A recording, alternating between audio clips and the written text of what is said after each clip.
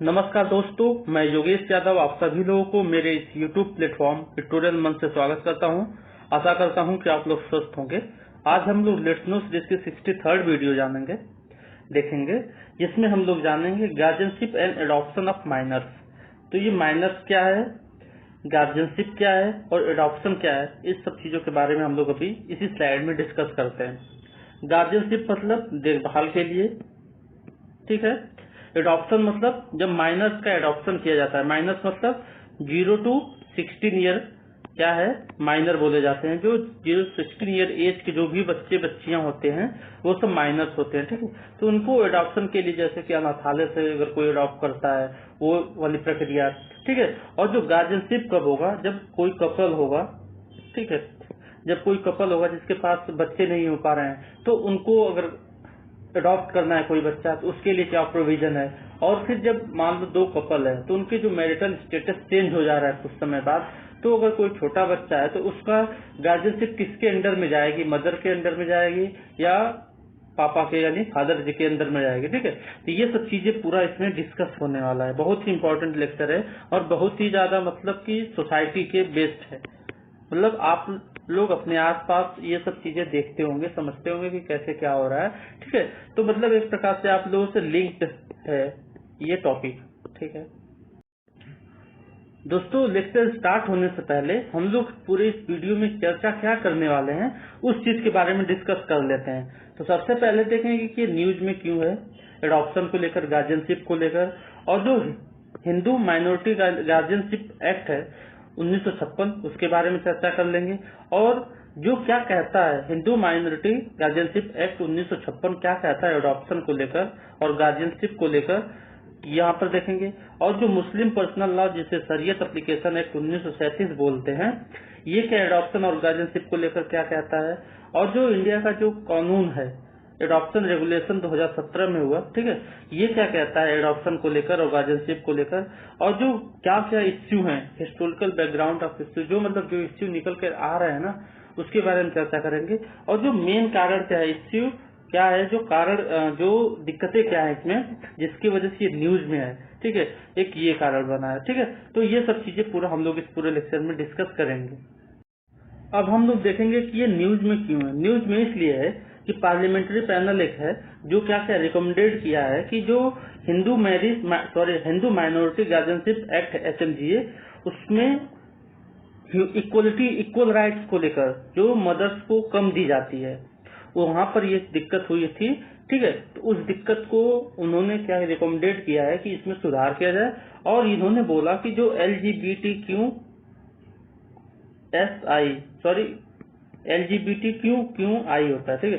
तो L मतलब lesbian, G मतलब गे, B मतलब बाइसेक्सुअल, T मतलब ट्रांसजेंडर, Q मतलब क्यूर और I मतलब इंटर रिलेशन, ठीक है। तो इन लोगों को क्या हुआ है कि आर्टिकल 377 से इन लोगों को क्या कर दिया गया है, लीगल कर दिया गया है, मतलब लीगलाइज कर दिया गया। कॉन्स्टिट्यूशनल इनको राइट मिलते हैं, अधिकार मिलते हैं जो नॉर्मल आदमी को मिलते हैं, नॉर्मल अधिकार जो हम आप सबको मिलते हैं ना, वो सब अधिकार इन लोगों को भी मिलते हैं।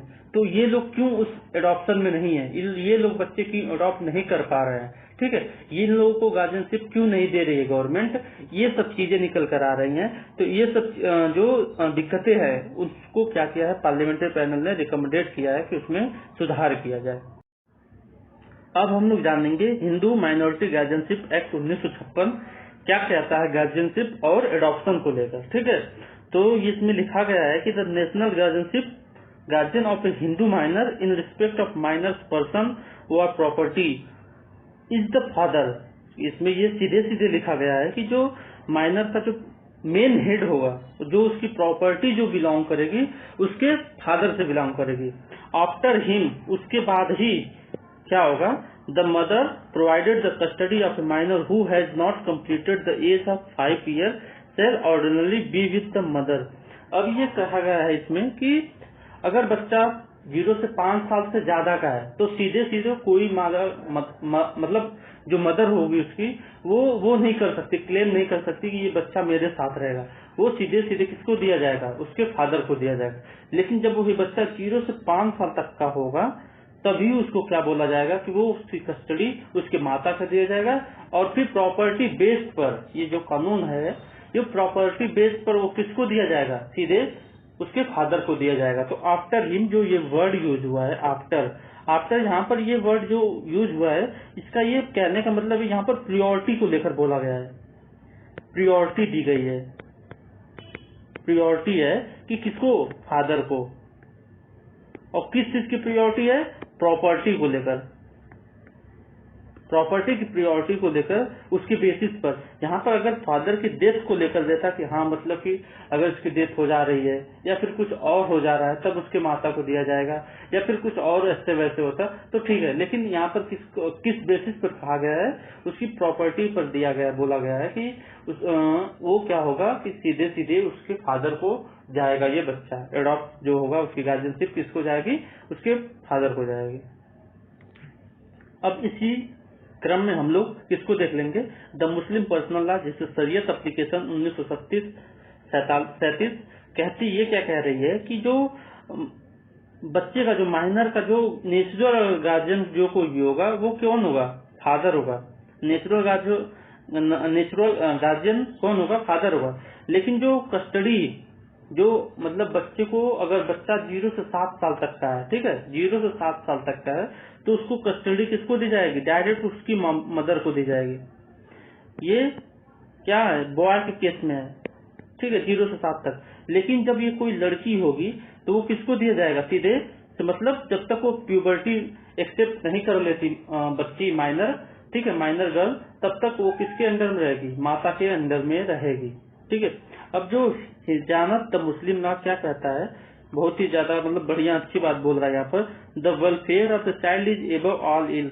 यहाँ पर ये लिखा गया है कि जो बच्चों का वेलफेयर, विकास, डेवलपमेंट, ठीक है, वेलबींग, ये सब किस ऊपर, सबसे ऊपर रखा गया है, ठीक है। तो जो अगर सबसे ऊपर अगर रखा गया है तो सबसे अच्छा, अगर कोई बच्चे का भविष्य या फिर सबसे अच्छा देखभाल कौन कर सकता है, उसकी मदर कर सकती है, ठीक है। तो यहाँ पर ये निकल कर आया है। अब जो इंडिया का जो है एडॉप्शन रेगुलेशन 2017 क्या कहता है कि single man can not adopt only boy not girl, जो सॉरी नॉट नहीं है, single man can adopt only boy. यहाँ पर ये कहा गया है कि अगर कोई सिंगल मैन है, अगर वो डिवोर्सी है या फिर उसकी वाइफ एक्सपायर कर गई है, ठीक है, तो वो अगर कहीं अनाथालय से कहीं से भी अगर बच्चा कोई अडॉप्ट कर रहा है तो वो केवल लड़का ही कर सकता है, ना कि गर्ल कर सकता है, ठीक है। दूसरी कंडीशन क्या होगी, अगर कोई कपल है, ठीक है, या कोई एक सिंगल वीमेन है, कपल एंड सिंगल वीमेन, तो ठीक है, अगर कोई कपल है यानी मेल फीमेल दोनों है, या फिर कोई सिंगल वीमेन है, वो केवल अडॉप्ट क्या कर सकती है, वो दोनों अडॉप्ट कर सकती है, बच्चा भी मतलब मेल भी, बॉय भी और गर्ल भी, ये दोनों एक्सेप्ट कर सकती है, दोनों अडॉप्ट कर सकती है। अब यहाँ पर तीसरी क्या सिचुएशन बन रही है, LGBTQI, ठीक है, ये पीपल इस रेगुलेशन में इसका कोई जिक्र नहीं हुआ है कि ये अडॉप्ट कर सकते हैं कि नहीं कर सकते हैं, ठीक है। अब adoption parent should be physically, अब जो क्राइटेरिया क्या है, एलिजिबिलिटी क्या है कि जो अडॉप्ट करेगा वो फिजिकली और मेंटली क्या हो और इमोशनली स्टेबल हो, फाइनेंशियली ठीक हो, ठीक है, और उसको कोई लाइफ थ्रेटनिंग, जैसे कोई एक ऐसी बीमारी ना हो जो उसके लाइफ को लेकर उससे खतरा है, ठीक है, वैसी कंडीशन नहीं होनी चाहिए। और अगर कोई मैरिटल स्टेटस जिसका है, अगर कोई कपल है तो उसका कोई एक मैरिटल स्टेटस होगा, तो जो मैरिटल स्टेटस है कम से कम 2 साल का होना चाहिए। 2 साल के बाद ही कोई कपल जाकर क्लेम कर सकता है, कहीं अनाथालय में जाकर कोई बच्चा अडॉप्ट कर सकता है। तो ये अडॉप्शन रूल रेगुलेशन 2017 कहता है। अब जो इश्यू को लेकर, जो विवाद को लेकर जो बैकग्राउंड है उसका, उसके बारे में चर्चा करेंगे। तो पहला केस है गीता हरिराम वर्सेस RBI 1999 में हुआ था। वो क्या किया था कि इन्होंने जो वायलेट, ये बोला कि HMGA क्या करता है, वायलेट करता है आर्टिकल 14 का। आर्टिकल 14 क्या करता है, equality before law. Equality before law, equality before law कैसे हुआ, किसका कैसे वायलेशन हो रहा है, यहाँ पर आफ्टर वर्ड यूज होने की वजह से कि अगर फादर के नाम होने पर ही वो क्या होगा, जो एडॉप्शन होगा, जो गार्जियनशिप किसको जाएगी, मदर को जाएगी, नहीं तो उसकी गार्जियनशिप हमेशा फादर के यहाँ ही रहेगी। तो इस बात को लेकर क्या है, इक्वालिटी बिफोर लॉ है। ठीक है। अब लॉ कमीशन की जो 133वीं रिपोर्ट आई थी 19 अगस्त में 1989 में, ये भी बोला कि removal of discrimination against women matters relating to guardianship custody of minor children with elaboration of welfare principle. यहाँ पर ये जो डिस्क्रिमिनेशन हो रहा है, यहाँ पर भी वही बात है, डिस्क्रिमिनेशन भेदभाव हो रहा है वीमेन और उसके मैटर्स को लेकर, ठीक है। अब जो लॉ कमीशन का 257वीं रिपोर्ट आई 2015 में, उन्होंने भी बोला कि जो रिफॉर्म किया जाए किसमें, गार्जियनशिप एंड कस्टडी लॉ जो इंडिया में है उसमें रिफॉर्म करने के लिए ये भी बोला है। विवाद क्या है उसके बारे में चर्चा करते हैं। तो जो विवाद क्या है इसमें, equality of sexes under article 14 and 15 of the Indian constitution. तो आर्टिकल 14 में मैंने बताया equality before law, equality before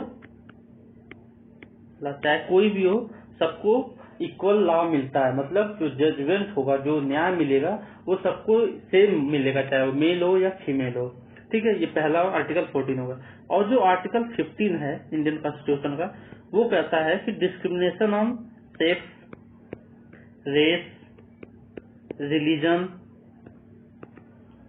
place of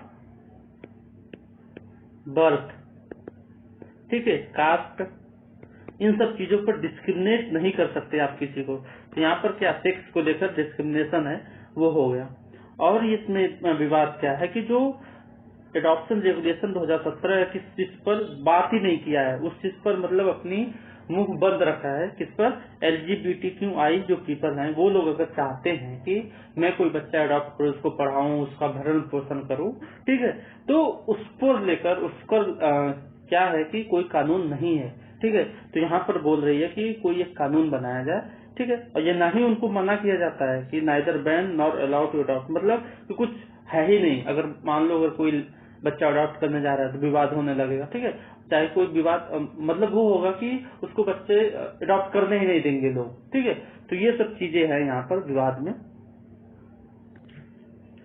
दोस्तों ये मेरा इंस्टाग्राम आईडी है योगेश यादव चिराग, फेसबुक आईडी है योगेश यादव चिराग, और मेरे टेलीग्राम आईडी पर 9643675063 पर आप लोग मैसेज कर सकते हैं, जिस पर आपकी जो ये पीपीटी है, जो PDF है, वो आपको आप तक पहुंच जाएगी, ठीक है। Thank you for watching me today, thank you.